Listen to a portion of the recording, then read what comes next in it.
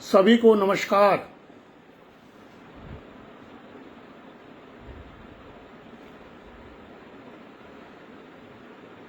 ठीक 8 बजे आज एक दायित्व मिला है कि वैश्विक परिदृश्य के ऊपर कुछ चर्चा करूं।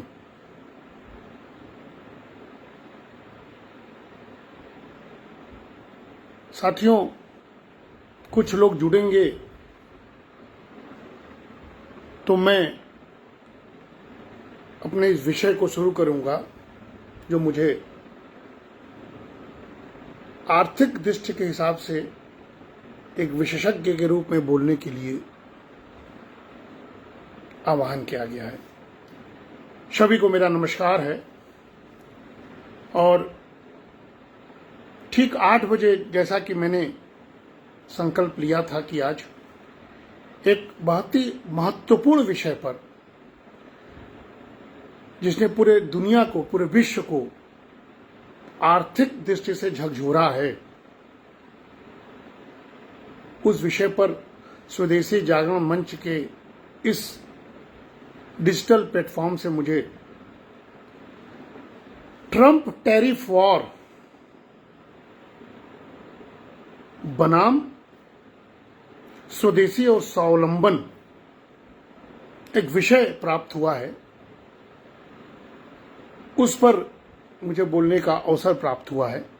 मात्र 2 मिनट में मैं अपनी बात को शुरू करूंगा, लेकिन इसके पहले मैं सभी को प्रणाम करता हूं, स्वागत करता हूं। स्वदेशी जागरण मंच से जुड़े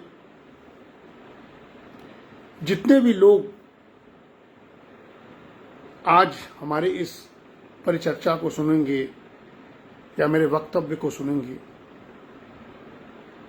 समय देने के लिए सभी का पहले ही आभार व्यक्त करता हूं और मात्र कुछ सेकंड्स में अपनी बात को शुरू करूंगा। साथियों, 8 बज गए हैं और जैसा कि बड़े भाई साहब प्रोफेसर सर्वेश पांडे जी जुड़ चुके हैं, अवनिंद्र जी जुड़े हैं और सोमेल शर्मा जी जुड़ी हैं, सभी को प्रणाम करते हुए मैं समय का ध्यान रखते हुए मैं अपनी बात को शुरू करता हूं, क्योंकि आज से ही काशी में जो 102वां वर्ष है संकट मोचन संगीत समारोह को, वो प्रारंभ हो गया है। लेकिन चूंकि मैंने संकल्प लिया था इसलिए मैं यहाँ हूँ और मैं अपने बात को समय पर बात समाप्त करके वहाँ पर मुझे जाना है, इसलिए सभी को नमस्कार करते हुए आज का विषय है ट्रंप टैरिफ वॉर, स्वदेशी बनाम स्वावलंबन। साथियों, एक बहुत ही महत्वपूर्ण विषय है, खास करके हम स्वदेशी जागरण मंच से जुड़े हुए सभी सदस्यों के लिए यह और भी महत्वपूर्ण हो जाता है, क्योंकि जो विषय हम लोग वर्षों से उठा रहे हैं, हमारे विचारक, हमारे ऋषि मुनि, हमारे देश से जुड़े हुए लोग, और जिस सिद्धांत के तहत भारत की आर्थिक नीति को चलने के लिए वे वकालत करते थे, अंततः वह समय आ गया है। इसीलिए यह जो विषय है टैरिफ, पूरी दुनिया में याद कीजिए, जब 90 के दशक में अचानक भारत ने भूमंडलीकरण के प्रभाव में आते हुए एलपीजी नीति को स्वीकारा था, उस समय भारत की आर्थिक स्थिति कुछ डावाडोल थी। लेकिन नीतिकारों ने दबाव में आकर कई हस्ताक्षर किए थे और हम भी पूरे विश्व के भूमंडलीकरण के इस बड़े बाजार में जुड़ गए। लेकिन आज का जो विषय है ये शुद्ध आर्थिक विषय नहीं है। यह आर्थिक विषय के साथ साथ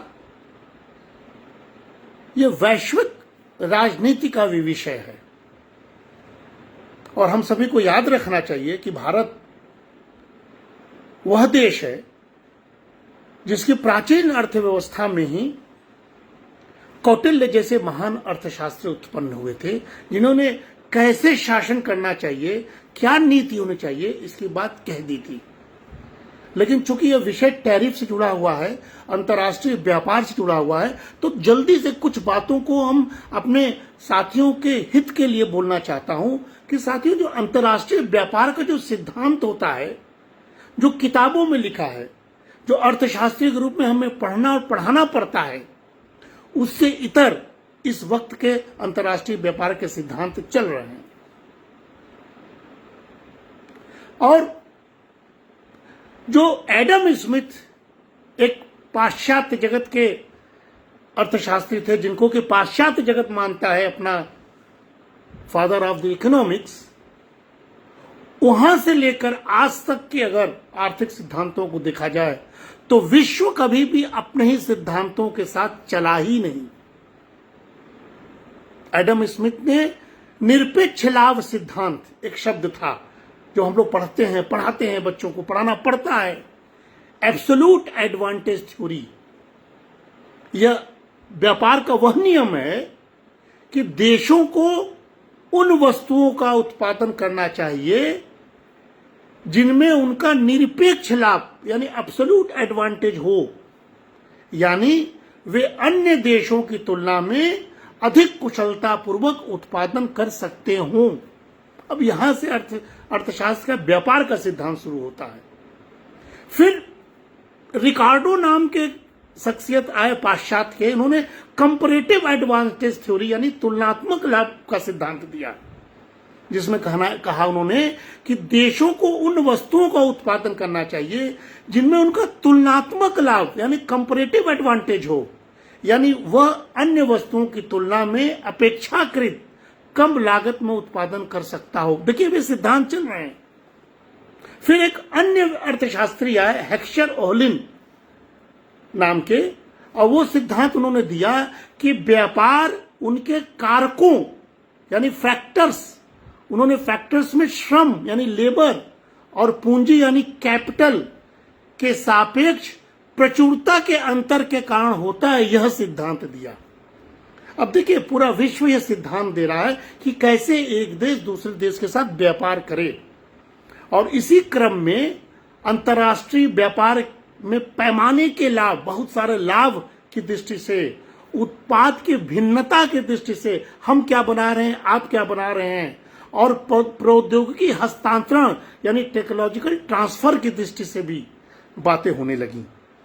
साथियों ये सब सिद्धांत थे, लेकिन आप देख सकते हैं कि अचानक पूरे विश्व में एक ऐसा राष्ट्रपति आता है जिसका नाम डोनाल्ड ट्रंप है। उसने इस सदी का सबसे बड़ा टैरिफ वार छेड़ दिया है। वार मतलब युद्ध छेड़ दिया है। हम लोग युद्ध को सामरिक दृष्टि से देखते थे, लेकिन आर्थिक युद्ध भी कितना खतरनाक हो सकता है, अपनी अस्मिता को कितना चोट पहुंचा सकता है, और स्वदेशी जागरण मंच के रूप में हम भारतवासियों को क्या सीखना चाहिए, यह बात को संकेत करने के लिए आज का विषय हमने चुना है। पूरी दुनिया ट्रंप के इस ट्रेड वॉर से लगभग हिल चुकी है और एक तरह से चिंतित भी दिखाई पड़ रही है। और अमेरिका ने एक्सपोर्ट करने वाले कम से कम 60 देशों पर 10% से ज्यादा टैक्स लगाया। उसमें भारत भी ऐसे टैक्स के प्रभाव में आया है। साथियों, डोनाल्ड ट्रंप की टैरिफ नीति ने वैश्विक अर्थव्यवस्था को एक तरह से अस्थिर करने का काम किया है, क्योंकि हम सब जानते हैं कि वो बहुत बड़ा अर्थव्यवस्था का देश है और सबसे बड़ा खरीदार भी है। इसलिए उस वस्तुओं की बिक्री करने वाले सभी देशों पर उसका असर पड़ेगा, जिसमें कि अमेरिका के निकटतम जानने वाले, समझने जाने वाले यूरोपीय देश को भी उसने नहीं बख्शा, यानी युद्ध को छेड़ दिया है। साथियों, लेकिन इस युद्ध का मकसद क्या है, इसको भी हमें समझना चाहिए। इसका मकसद है चीन, जो दूसरी महाशक्ति है, या कह सकते हैं कि दूसरा महाराक्षस है, जिसने डंपिंग की नीति अपनाई और विश्व के सामने एक संकट पैदा किया। कोविड के दौरान भी हमने देखा और उसके विस्तारवादी नीति को भी देखा। ये दो महाशक्ति, दो आर्थिक शक्ति के राक्षस नेता आपस में वर्चस्व दुनिया में दिखाने के लिए इस ट्रेड वार को छेड़े हुए हैं। इसलिए हमें सतर्क रहना है, भारत को सतर्क रहना है। भारत जैसा देश जिसकी नीति विस्तारवादी नहीं है, हम वसुधैव कुटुंबकम की बात करते हैं और ये दोनों देश वसुधैव को विनाश करने की बात करते हैं। इसलिए साथियों, यह टैरिफ नीति भले ही हमें और आपको आर्थिक मामलों से संबंधित लगे, इसलिए आपने हमें आमंत्रित किया, लेकिन इसकी असल जड़ें राजनीति में समाई हुई है।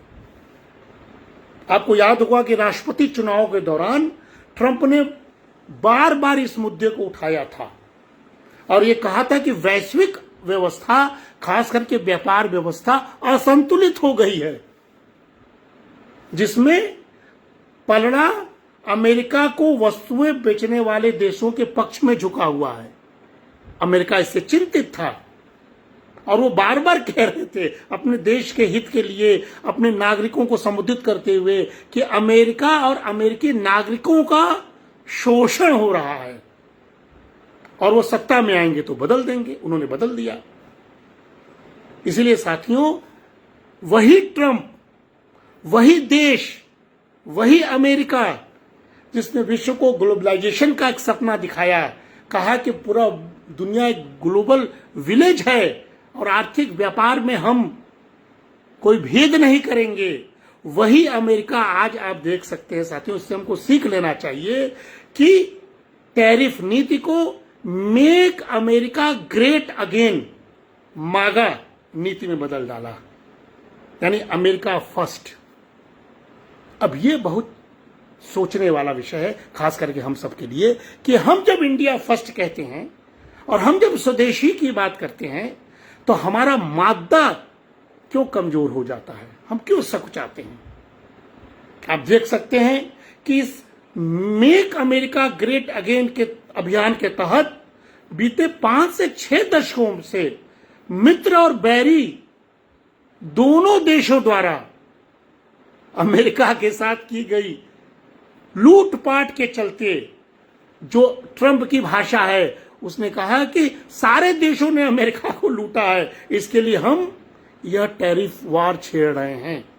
अब यह एक नेतृत्व, जो वैश्विक नेतृत्व, उसकी भाषा है। उसकी भाषा को भारत को समझनी चाहिए, संतुलित वे में समझनी चाहिए, जल्दीबाजी नहीं करनी चाहिए। और स्वदेशी जागरण मंच को तो बिल्कुल गर्व होना चाहिए कि अब हमें अपनी अस्मिता को जोड़ते हुए उत्पादन पर made in India, made by India, make in India, ये सारे शब्दों को समेटते हुए अपने उद्यमिता और उद्योग को मजबूत करने का वक्त आ गया है। और सारे देश में इस बात का अभियान छेड़ना चाहिए कि हम वैश्विक इस आर्थिक नीति के झगड़े में पड़ने वाले नहीं है। हमारा स्वयं का बाजार है, हम स्वयं उत्पादक हैं, हम स्वयं सारे चीज को खपा सकने में समर्थ हैं और जरूरत पड़ेगा तो हम विश्व को अपने शर्तों पर देंगे। इसलिए साथियों, चीन पर टारगेट है अमेरिका का, इस बात को ध्यान देना चाहिए। और चीन भी हमारा आर्थिक दुश्मन है। चीन तो हमारा राजनीतिक और सामरिक दुश्मन भी है, लेकिन आर्थिक दुश्मन भी है।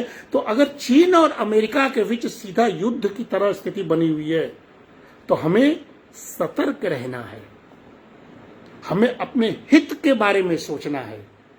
भारत पहले, भारत का हित पहले, भारतीय पहले, भारत के उद्यमिता और उद्योग पहले, इस नीति पर चलने का वक्त आ गया है। और यही स्वदेशी जागरण मंच का असली ध्येय भी है।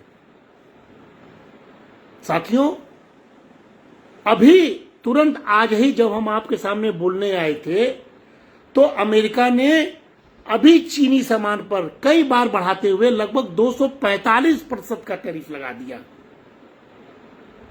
आपको याद होगा कि 11 अप्रैल को चीन ने 125% टैरिफ लगाया था अमेरिका को जवाब देते हुए। आज अमेरिका ने जवाब देते हुए 245% का टैक्स लगा दिया, टैरिफ लगा दिया। यह दिखता है कि दोनों देश पूरे विश्व में अपने वर्चस्व की लड़ाई के लिए विश्व को दांव पर लगाने पर तुल गए हैं। और साथियों, एक चीज और है, चीन ने सारे कीमती मेटल्स की सप्लाई रोक दी है।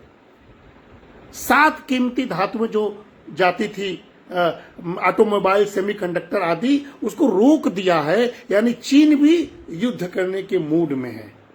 इसीलिए साथियों, हमारा देश, जो रेसिप्रोकल टैक्स की बात हो रही है, वो ध्यान देने योग्य है कि चीन 245% का टैरिफ बीच में राक्षस की तरह टैक्स को झेल रहा है, और भारत, थाईलैंड, वियतनाम, ताइवान जैसे देश पर अभी भी 10% ही टैक्स लगा है, अधिकतम 26% लगा है। और इस समय देखा जाए तो 7 दिनों में ही अमेरिका ने, ट्रंप ने चीन पर 3 बार टैरिफ बढ़ाया। तो यह युद्ध की स्थिति आप देख सकते हैं कि जैसे यूक्रेन और रशिया का युद्ध हो रहा है, तो वो दोनों में बराबरी नहीं है। यूक्रेन का साथ कुछ लिख दे रहे हैं, रशिया ताकतवर है, लेकिन इस युद्ध में, आर्थिक युद्ध में दोनों बराबरी पर हैं, और दोनों का वर्चस्व बाजार है। उस बाजार को हमें, भारत को अपने हित में बचाना होगा। इसीलिए साथियों, यह विषय महत्वपूर्ण है। और चीन की चालाकी देखिए, अमेरिका चालाक, चीन चालाक, भारत को सतर्क रहने की नीति बनाकर उस पर काम करना होगा। चीन ने इस दौरान नई इंडस्ट्री व इनोवेशन बढ़ाने पर जोर दिया है। और आपको मालूम होना चाहिए, आप देखिएगा कि चीन के पास अमेरिका के करीब 600 अरब पाउंड, यानी करीब 707 अरब डॉलर के सरकारी बॉन्ड हैं। मतलब है कि चीन के पास अमेरिकी इकोनॉमी को प्रभावित करने की बहुत बड़ी ताकत है, और चीन ने उसको शुरू भी कर दिया अपने ताकत को दिखाने का। 1.9 लाख करोड़ डॉलर का अतिरिक्त लोन इंडस्ट्रियल सेक्टर को चीन दे रहा है। ये भारत की सीख की बात मैं कर रहा हूं कि भारत को कैसे अपने उद्योगों को प्रोटेक्ट करना होगा। इस दौरान चीन के यहां फैक्ट्रियों का निर्माण, अपग्रेडेशन तेज हो गया है, अचानक हुआ। संघाई में कई जगहों पर लगभग 35,000 इंजीनियरों के लिए एक रिसर्च सेंटर तत्काल खोल दिया गया है, जो कि 10 गुना कैलिफोर्निया के हेडक्वार्टर से बड़ा है। और इस इनोवेशन कैपेसिटी के तेज होते ही आप कल्पना कर सकते हैं कि चीन कैसे ललकार रहा है अमेरिका को। यह है बराबरी का युद्ध आर्थिक दृष्टि से। और साथियों, अमेरिका ने और अमेरिका की आर्थिक टीम चीन को घेरने के लिए बहुत बड़ी वैश्विक रणनीति पर काम कर रही है, जो हमारे लिए अच्छा है। जो 2 ताकतवर देश, जो दोनों ही देश भारत के बहुत हितकारी नहीं माने जाते हैं ऐतिहासिक दृष्टि से, ऐसे में वो दोनों आपस में लड़ेंगे, तो हमें रणनीति पर काम करना होगा, हमें नीति पर काम करना होगा, हमें अर्थव्यवस्था को सुधारने पर काम करना होगा, और हमें स्वदेशी और स्वावलंबन पर काम करना होगा। इसलिए साथियों, यह केवल टैरिफ के साथ नहीं अमेरिका कर रहा है, बल्कि अपने गठबंधनों के साथ भी कर रहा है। और आपको जानकर आश्चर्य होगा, और आपको हमें समझना भी पड़ेगा कि पूरे अमेरिका के इस टैरिफ वार के बीच में भारत एक केंद्र बिंदु बना हुआ है। अब इसमें हमें असमंजस है कि हम अमेरिका का साथ दें, चीन को नीचे गिरते हुए देखें, अपने बाजार को खोलें और एक नई ऊर्जा के साथ विकसित भारत को बनाएं। लेकिन एक रिपोर्ट जो ब्लूमबर्ग वगैरह रिपोर्ट छापते हैं, उन्होंने कहा है कि ट्रंप के जो अंदरूनी लोग हैं, उसको उन्होंने कहा कि ये महाघेराबंदी चीन की हो रही है और यह भारत, जापान, वियतनाम और दक्षिण कोरिया के साथ एक कूटनीतिक और आर्थिक गठबंधन बनाने के फेर में अमेरिका पड़ा हुआ है और उसका उद्देश्य बहुत स्पष्ट है, बीजिंग को अलग थलग करना और वैश्विक व्यापार पर उसकी पकड़ को कमजोर करना। ये तो हमारे हित में जरूर है, लेकिन कहीं हम भी अमेरिका की इस चाल में न फंस जाएं और हम भी अपने उद्योगपतियों को, उद्योग को, अपने इनोवेशन को कहीं रोक न दे। इस बात को लेकर हमें सतर्क रहना होगा। इसलिए स्वदेशी जागरण कहता है कि हर घर उद्योग, हर घर इनोवेशन कैसे शुरू हो, इस पर हमें काम करना चाहिए। साथियों, यकीन मानिए, एक अर्थशास्त्री विश्लेषक के रूप में आपसे मैं कह रहा हूं कि यह भारत का पल है, ये भारत का युग है, ये भारत का समय है। दो महाशक्ति, दोनों ताकतवर, दोनों भारत के स्थायी हितैषी नहीं, वो दोनों लड़ रहे हैं। तो ये भारत का पल है। इस पल को हमें जीना चाहिए, इस पल को हमको समझना चाहिए, क्योंकि यूरोप की दुविधा और दक्षिण पूर्व एशिया की चिंता के बीच भारत ट्रंप के व्यापार सिद्धांत के लिए अपरिहार्य राष्ट्र के रूप में उभर गया अपने आप। अमेरिका समझ रहा है चीन को चुनौती देना है, सारे देशों को ललकारना है, तो उसने भारत को एक तरह से रास्ता दिया है और एक रणनीति के तहत अपने हित के लिए एक अपरिहार्य राष्ट्र के रूप में वो भारत को देख रहा है और चीन के प्रति पूरे दुनिया को शंकालु दृष्टि से देखने के लिए बाध्य कर दिया है। इसीलिए साथियों, भारत का रुख केवल लेन देन नहीं, केवल आर्थिक व्यापार नहीं, केवल हम लोग उस फेर में न फंसें, बल्कि हम लोग एक रणनीतिकार कैसे बने, इस पर भी हमें सोचना होगा, समझना होगा। बहुत ज्यादा सैद्धांतिक होके व्यवहारिक पक्ष को खोने वाला व्यक्ति सदैव नीचे जाता है, राष्ट्र भी नीचे जाता है। इसलिए हमें समझदार बनकर अपने हित के बारे में सोचते हुए रणनीतिक रूप से इस अवसर का लाभ उठाना होगा। साथियों, शून्य के लिए शून्य यानी जीरो टैरिफ कभी नहीं होगा, ध्यान दीजिएगा। यह व्यापार का सिद्धांत नहीं है, इसकी उम्मीद मत कीजिए। इसलिए समानता केवल विकसित अर्थव्यवस्था के बीच ही यथार्थवादी होता है।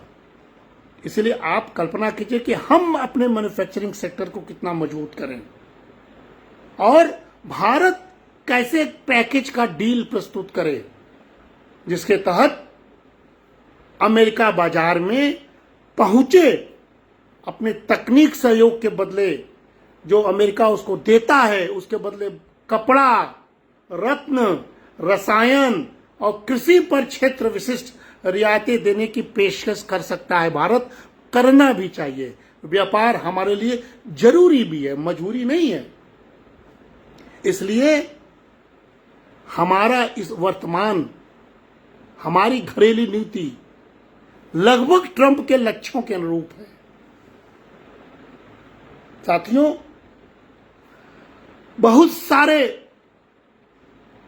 चीनी वस्तुओं के पीछे के दरवाजे से घुसने की रोकने के लिए श्रीलंका, ओमान, संयुक्त राष्ट्र अमीरात, उन सब मार्गों पर भी अब जांच कड़ी कर दी गई है। यानी सिर्फ और सिर्फ चीन को घेराबंदी करने का यह टैरिफ वार है और भारत कैसे अपना वैकल्पिक सहयोगी खोजे, अपने बाजार को, अपने उपभोक्ता को, अपने हित को कैसे साधे और इस मौके का लाभ उठा के व्यापार के परिवेश में जो खोया हुआ गौरव है हम अधिक से अधिक अपनी उपस्थिति दर्ज कराएं, इस पर हमें काम करना चाहिए।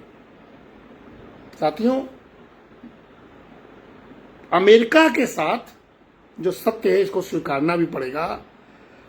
हमारे जो मेल है उसको करते हुए भी भारत चीनी आपूर्ति श्रृंखलाओं के साथ गहराई से जुड़ा हुआ है, ये हमें भूलना भी नहीं चाहिए।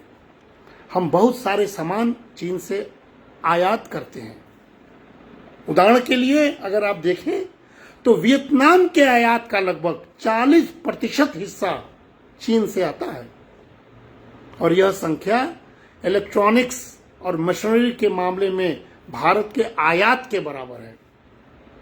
इसलिए साथियों, भारत अमेरिका को चीनी ई कॉमर्स निर्यात की जगह लेना चाहता है, विशेष रूप से तब जब वाशिंगटन ने मई से चीन आने वाले कम मूल्य वाले शिपमेंट पर 120% से अधिक शुल्क लगा दिया है। इसीलिए भारत के छोटे व्यवसायों, हस्तशिल्प निर्यातकों और फैशन विक्रेताओं के लिए यह वार, मैं बार बार कह रहा हूं, बहुत बड़ा अवसर है। बशर्ते, इसको ध्यान से सुनना चाहिए, बशर्ते सरकार लाल फीताशाही से दूर हो सके।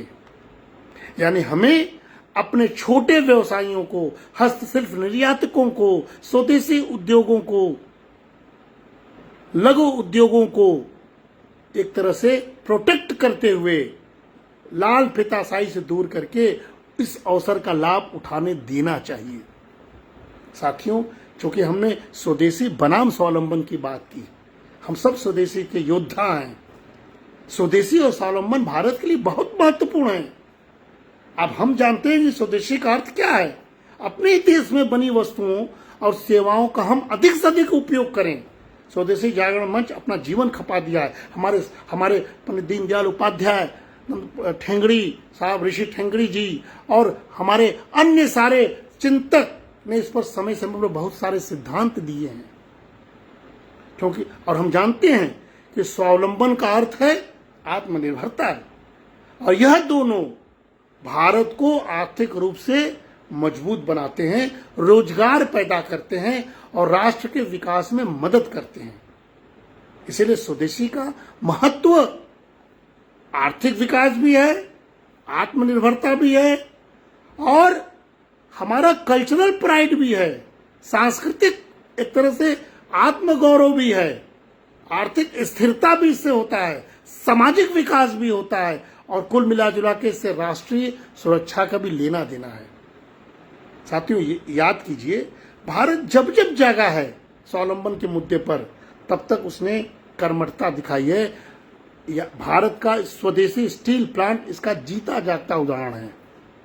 जैसे ही भारत में स्वदेशी स्टील प्लांट स्थापित हुए, हमारे देश की विदेशी स्टील पर निर्भरता से छुटकारा मिल गया और हमारे स्थानीय उद्योगों को खूब बढ़ावा मिला। कोरोना याद कीजिए, स्वदेशी वैक्सीन विकसित होते ही कोरोना वायरस महामारी से भारत निपट गया और हम सबसे कम मृत्यु वाले देश कहलाए।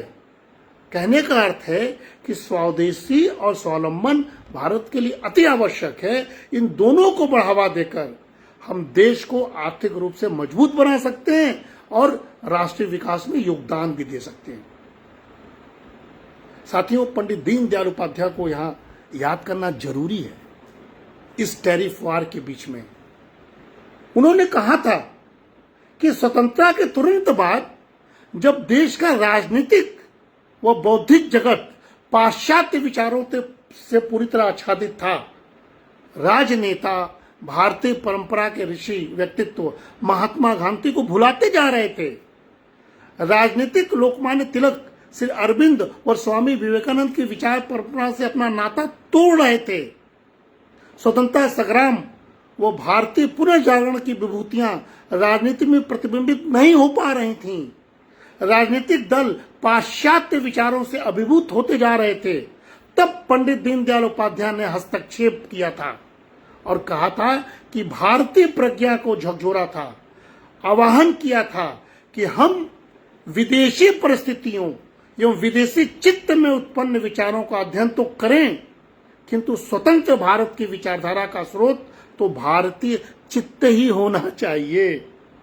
आज कितनी बड़ी बात पंडित दीनदयाल जी हमें दे गए कि आज के इस टैरिफ वार में हम उसी पाश्चात्य विचारों को छोड़ते हुए पुनः अपने स्वदेशी मॉडल को कैसे आगे लाएं। क्योंकि दीनदयाल जी ने जब व्यष्टि एवं समष्टि के बीच का समीकरण स्पष्ट किया था, तो उन्होंने मानव जाति को उसकी संकटग्रस्त स्थितियों को सामने रखा था।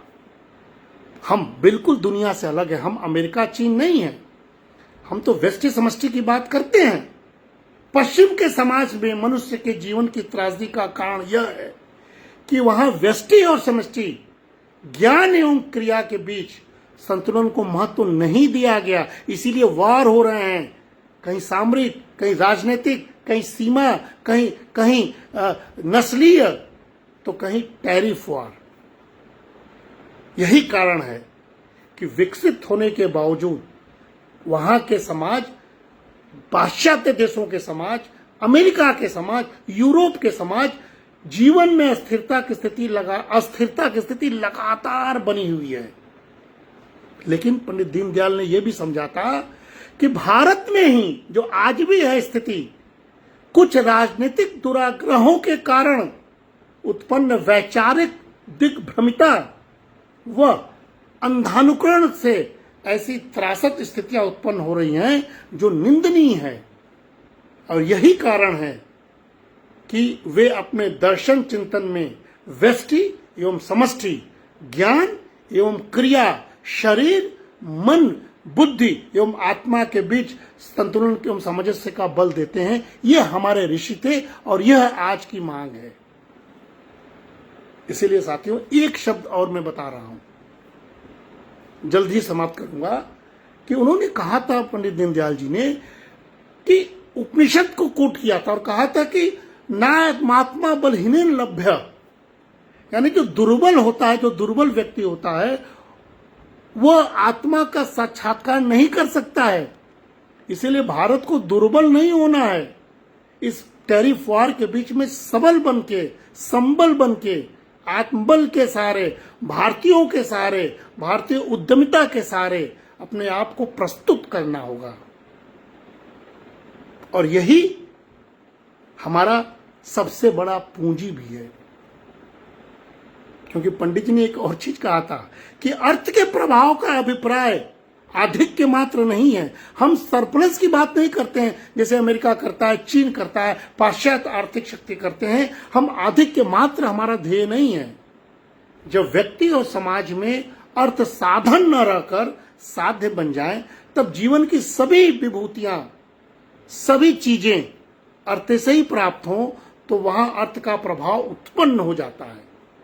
और वह अर्थ संचय के लिए कई प्रकार के पाप करते हैं। जैसे अमेरिका आज टैरिफ वार करके पाप कर रहा है, चीन पहले से ही डंपिंग की नीति से पाप करता था, और पूरी दुनिया इस अर्थ के संचयन की दृष्टि से पर्यावरण को असंतुलित करते हुए, आज पाप करते हुए विकसित कराना चाहती है। भारत ऐसा विकास का पक्षधर नहीं है।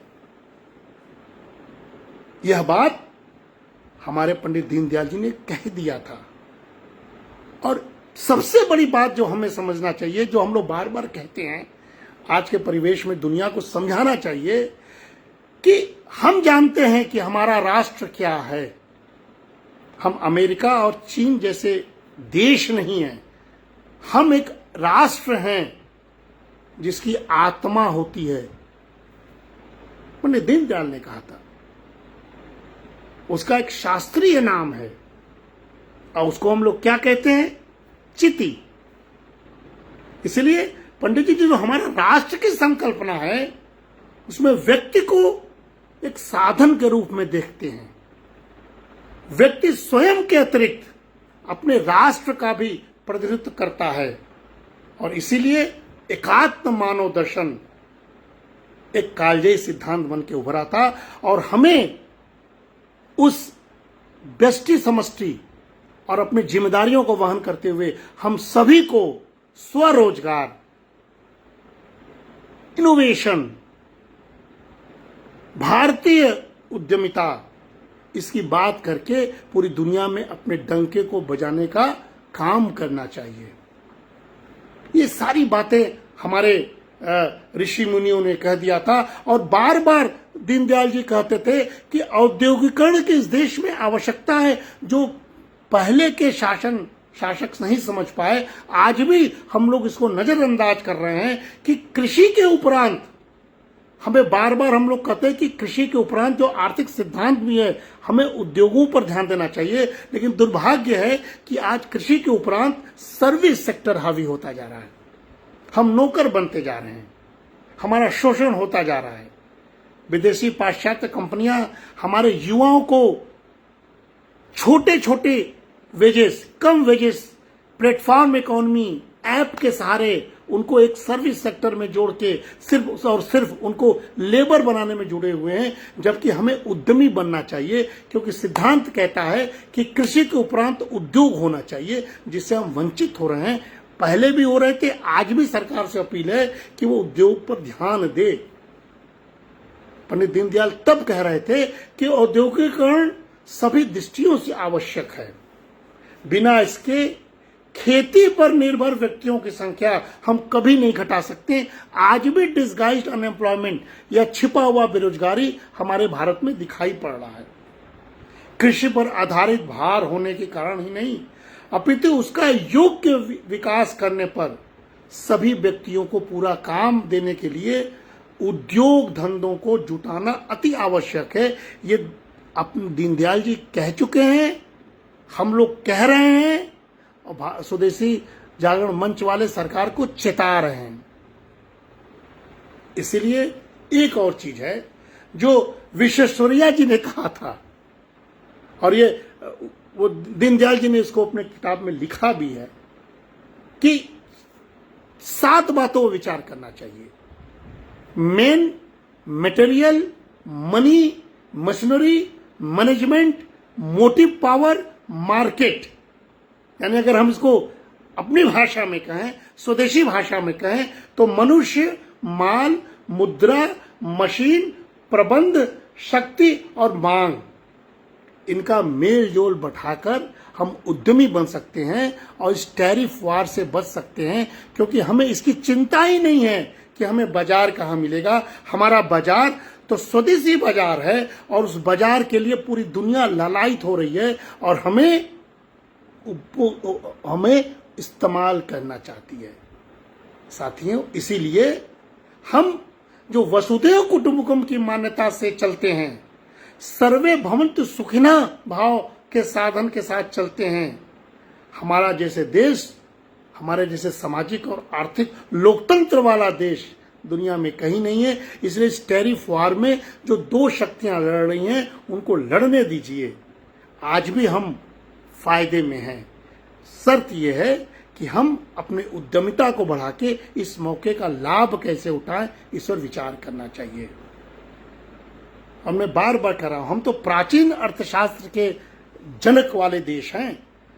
दुनिया इसको नजरअंदाज करे, लेकिन दुनिया को मालूम है कि कौटिल्य ने जो व्यापार के संदर्भ में कहा था, वो यही कहा था कि राजा को आय के अनुसार ही खर्च करना चाहिए, यानी बहुत ज्यादा डेप्ट या ऋणग्रस्त नहीं होना चाहिए, और केवल आपातकाल में घाटे का बजट होना चाहिए।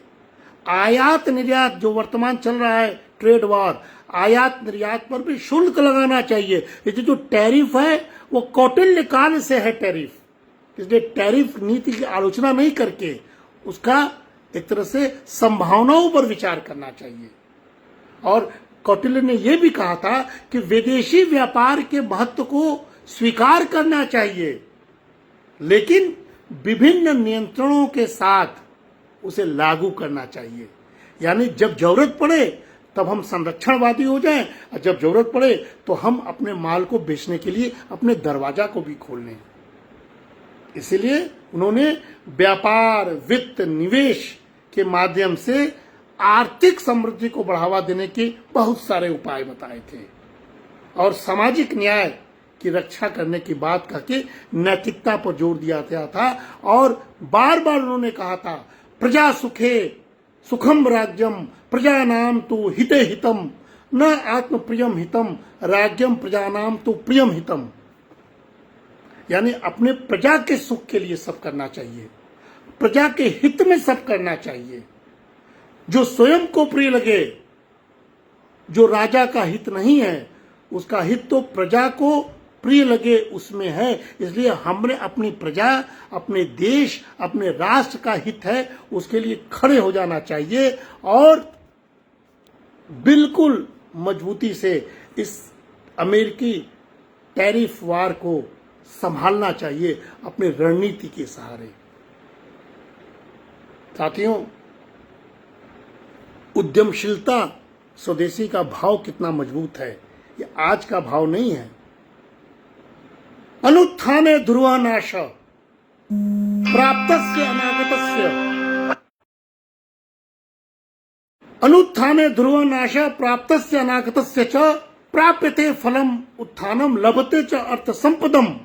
कौटिल्य की अर्थशास्त्र में है ये, यानी उद्यमशीलता के अभाव में पहले से जो प्राप्त है एवं भविष्य में जो प्राप्त हो पाता, उन दोनों का नाश निश्चित है।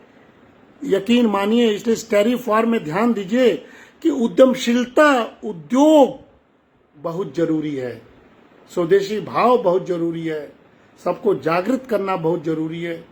और उद्यम करने से ही हम सभी को वांछित फल मिलेगा। हम सभी को नौकरी खोजने के बजाय नौकरी देने वाला बनना ही पड़ेगा।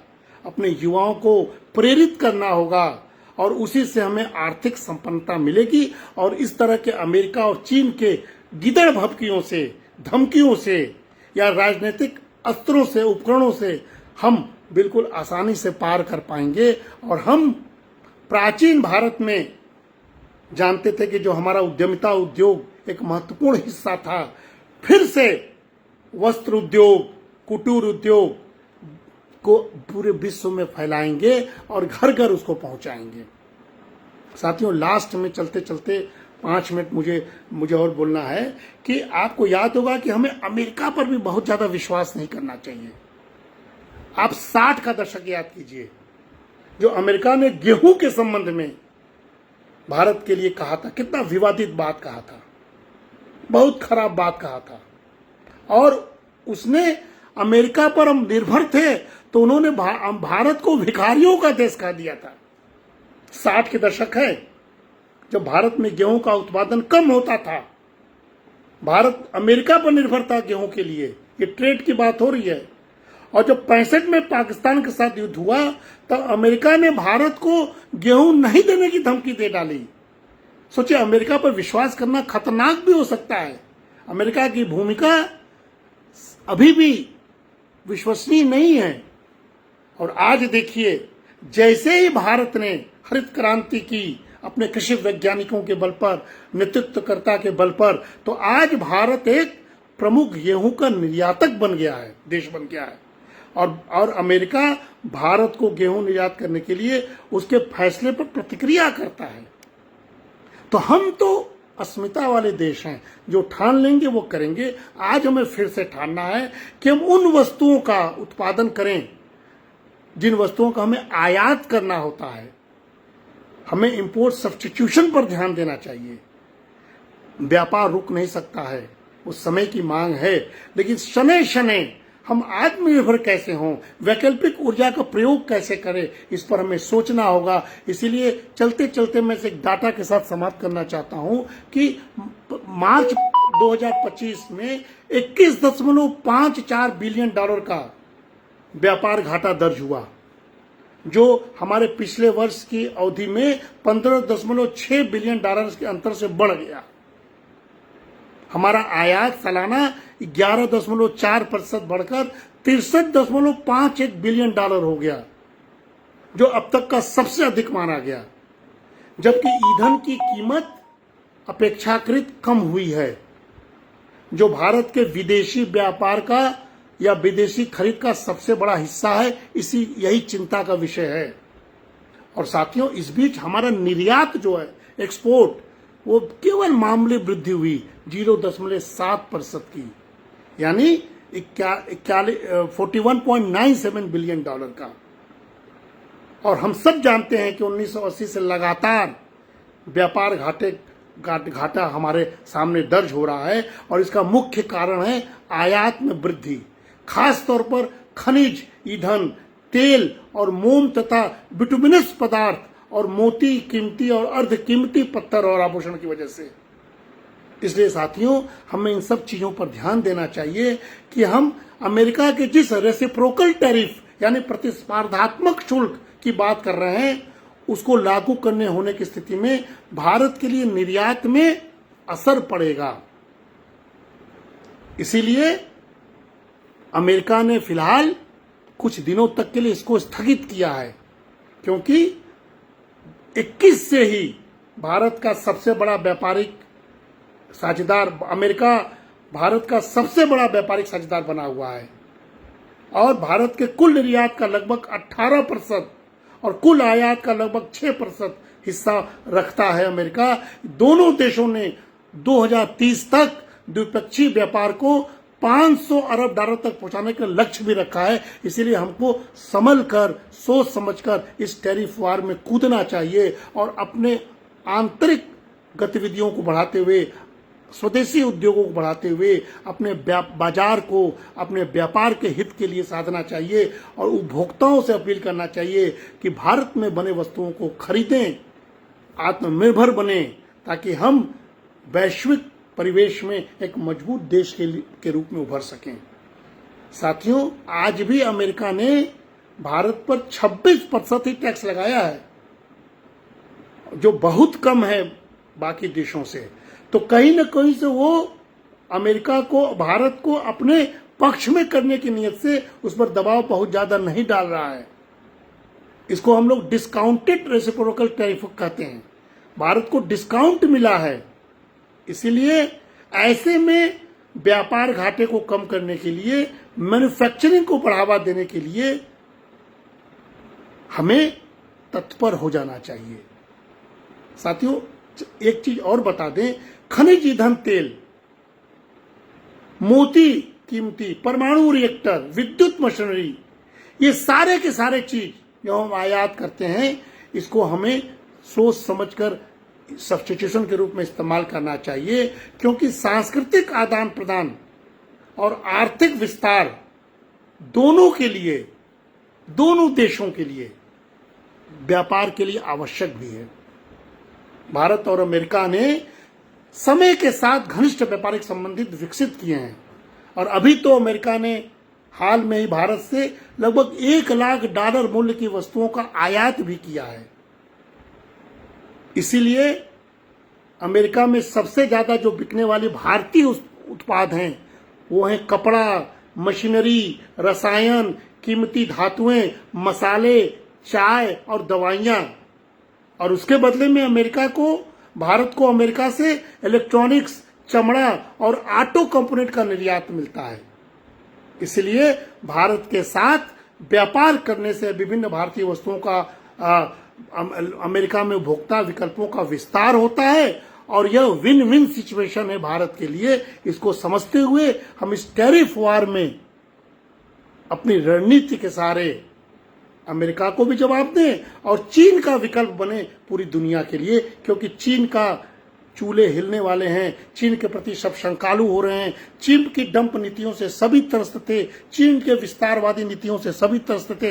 अमेरिका सबसे अधिक त्रस्त हो गया है, चीन के मुकाबले भारत को तरजीह देना चाहता है। ऐसे में फूंक फूंक का कदम रखते हुए हमें जो 10 सबसे ज्यादा बिकने वाले भारतीय उत्पाद हैं, चिकित्सा उपकरण और सहायक उपकरण, सिक्के, धातुएं, कीमती पत्थर और मोती, वस्त्र और वस्त्र उद्योग, डिवाइस और औजार, स्टील या लोहे के बने औजारें, हमारे कृषि उत्पाद, हमारे चमड़े की वस्तुएं, हमारे रेशम, हमारे फोटोग्राफिक या सिनेमेटोग्राफिक सामान और हमारे जैविक रसायन, ये हमारे लिए एक बहुत बड़ा, एक तरह से मजबूत पक्ष है और हम इसको बनाए रखें साथियों।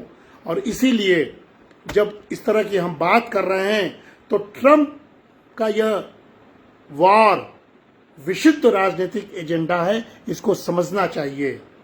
तमाम ऐसे द्वीपीय देश जिनका अमेरिका के साथ नगण्य व्यापार है, अमेरिका ने उन पर भी टैरिफ लगाया है, केवल अपने देश को संदेश देने के लिए, आंतरिक संदेश देने के लिए कि हम टफ देश हैं और हम दुनिया पर अपने वर्चस्व को लेने जा रहे हैं। इसको समझना चाहिए, क्योंकि अमेरिका ने भारत पर केवल 26% का रेसिप्रोकल टैरिफ लगाया है और उसको भी अब 90 दिनों के लिए टाला है। टाला इसलिए है कि भारत को वो खोना नहीं चाहता है और पूरी दुनिया जानती है, हम भी जानते हैं, हमें विश्वास है कि भारत इन टैरिफ चुनौतियों को आसानी से पार कर जाएगा। भारत की तरफ से ट्रेड वार को बढ़ाने की बजाय अमेरिका के साथ बातचीत करने की देखिए संभावना बढ़ गई है। भारत में कुछ शुरुआती नकारात्मक बाजार की प्रतिक्रिया हो रही थी, लेकिन उम्मीद है, हम सबको उम्मीद है कि वर्ष की दूसरी छमाही में हमारी अर्थव्यवस्था ठीक हो जाएगी और भारत की जीडीपी आत्मनिर्भर की बदौलत थोड़े से समय के लिए 0.1% लगभग गिरावट हो जाएगी, लेकिन फिर बाद में खड़े हो जाएंगे, क्योंकि हम सभी जानते हैं कि हमारे भारतीय उद्योग जो हमारे स्वदेशी उद्योगपति हैं वो बहुत खुश हैं, क्योंकि भारत की घरेलू मैन्युफैक्चरिंग और प्रोडक्शन हमारी मजबूत बनी हुई है। सबसे ज्यादा फायदा जो पीएलआई यानी प्रोत्साहन योजनाएं हैं, मेक इन इंडिया, आत्मनिर्भर भारत जैसी रणनीति नीतियों के माध्यम से हुआ है और इसके चलते देश को आर्थिक लचीलापन बनाए रखने में हमें मदद मिलेगी। इसलिए भारत पर इस टैरिफ का बहुत ज्यादा असर नहीं पड़ना है और हमें सिर्फ और सिर्फ स्वदेशी भाव को जागृत करते हुए अपने स्वदेशी उद्योगों को मजबूत करना है, क्योंकि हमारे जो खुशी का कारण होना चाहिए, स्वदेशी वासियों को, स्वदेशी भाव वालों को खुश होना चाहिए कि चीन, वियतनाम, ताइवान, थाईलैंड और बांग्लादेश सहित कई एशियाई और यूरोपीय देशों पर हाई टैरिफ लगाया है ट्रंप ने और भारत पर उसके मुकाबले कम लगाया है। ग्लोबल सप्लाई को हमें रोकना है, चीन के सप्लाई से हमें मुक्ति दिलानी है। इसलिए हमको इस टैरिफ वार में सबसे अधिक उत्पादक देश के रूप में उभरना है और उत्पादन के दौर में जुड़ना है। कृषि के बाद हमें मैन्युफैक्चरिंग सेक्टर में ज्यादा जीडीपी की हिस्सेदारी देना है और सेवा क्षेत्र में उसके मुकाबले कम देना चाहिए। इसीलिए भारत के लिए टैरिफ बहुत बड़ा झटका नहीं है। इंजीनियरिंग सामान, इलेक्ट्रॉनिक्स और रत्न आभूषण सहित प्रमुख निर्यात क्षेत्रों को टैरिफ का थोड़ा खामियाजा भुगतना पड़ सकता है, लेकिन फिर भी ये मिश्रित और अल्पकालीन चीज है। आने वाले समय में, दीर्घकालीन समय में भारत कृषि और खाद्य में भी इसका फायदा उठा सकता है, इलेक्ट्रॉनिक क्षेत्र में इसका फायदा उठा सकता है, कपड़ा उद्योग में इसका फायदा उठा सकता है, इस भारतीय स्टील कंपनी इसका फायदा उठा सकते हैं और पूरे के पूरे जो भारत सरकार का लक्ष्य है मेक इन इंडिया का, उस लक्ष्य को हम प्राप्त करने के लिए अधिक से अधिक विनिर्माण क्षेत्र को बढ़ावा दें और ऑटोमोटिव, इंजीनियरिंग, रसायन, फार्मास्यूटिकल्स और उपभोक्ता टिकाऊ वस्तुओं पर जोर देकर अपने देश के उद्योगपतियों को मजबूती प्रदान करें। यह समय की मांग है और यही बात करने के लिए आज हम आपके बीच में आए थे कि हमें घबराने की आवश्यकता नहीं है, लेकिन हमें दो बड़े देशों के साथ तालमेल बिठाने के लिए स्वावलंबन और स्वदेशी नीति की योजना पर काम करना चाहिए। नकारात्मक बातें छोड़कर हम सकारात्मक पहल की बातें करें और पूरे के पूरे वैश्विक संदर्भ में जो भारत की हमारी स्थिति है, अमेरिका चीन युद्ध ने वैश्विक व्यापार में इसका लाभ उठाने के लिए भारत के पास चीन +1 की रणनीति का लाभ है, सुनहरा लाभ है और हम वैश्विक रणनीति का इस युद्ध क्षेत्र में अपने मोहरे को सही ढंग से, सधे हुए ढंग से आगे बढ़ावें और घरेलू सुधारों को करें, वैश्विक साझेदारियों में हिस्सा लें, तकनीक और नवाचार के जरिए आगे बढ़ें और इस संकट के समय में चीन के विकल्प के रूप में उभरकर पूरी दुनिया को भारत प्रथम का संदेश दें। यही है दोस्तों ट्रंप वार बनाम स्वदेशी और स्वावलंबन पर बातें बहुत सारी हैं, बातें इस पर बहुत सारी की जा सकती हैं, लेकिन समय की सीमा है। उस समय की सीमा के भीतर हमने आपको इन सारे चीजों पर समय के साथ साथ चर्चा करते रहेंगे और इस ट्रंप के टैरिफ वार में न उलझते हुए, दुनिया के दो बड़े देशों के शतरंजी चाल पर न उलझते हुए हम स्वदेशी भाव से आगे बढ़ेंगे। यही हमारा ध्येय है। जय हिंद, जय स्वदेशी, जय हमारा देश और जय पंडित दीनदयाल उपाध्याय। नमस्कार सभी को, नमस्कार।